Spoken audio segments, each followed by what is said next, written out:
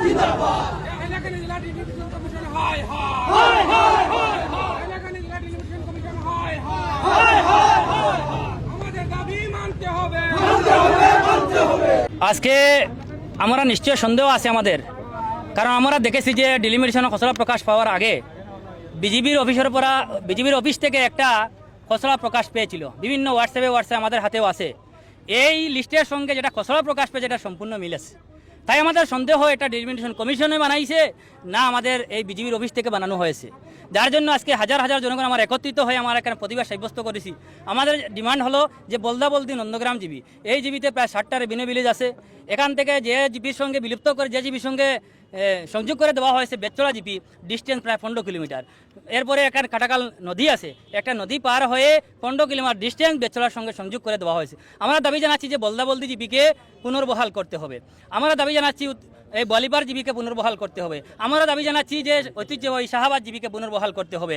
আমাদের টানটদনিপুর জীবিকে বাগ করে দেওয়া হয়েছে, এটা পুনর্বহাল করতে হবে। সানপুর উজানকুবা জীবিকে বহাল করতে হবে।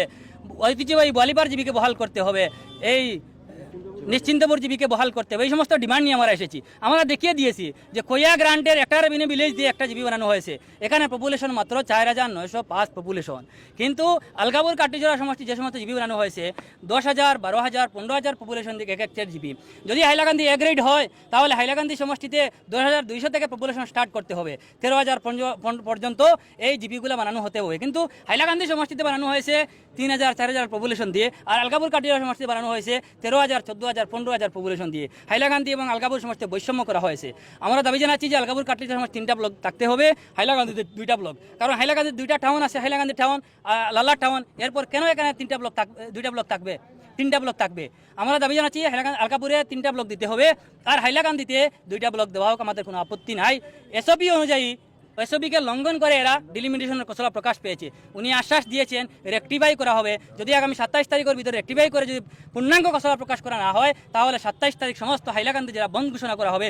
ধারাবাহিক আন্দোলন চলবে এবং প্রয়োজনে এই এসপি লঙ্ঘন করে, গাইডলাইন লঙ্ঘন করে যে ডিলিমিটেশন করা হয়েছে এর বিরুদ্ধে আদালতে দ্বারস্থ হন। ডিলিমিটেশন কমিশন ডিলিমিটেশন করা মানছি না, মানবো না। গণতান্ত্রিকভাবে হাইলাকান্দি জেলা ডিলিমিটেশন করা মানছি না, মানবো না।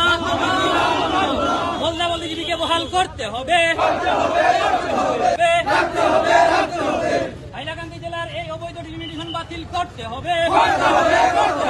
অবৈধ ডিলিমিটেশন মানছি না, মানবো না।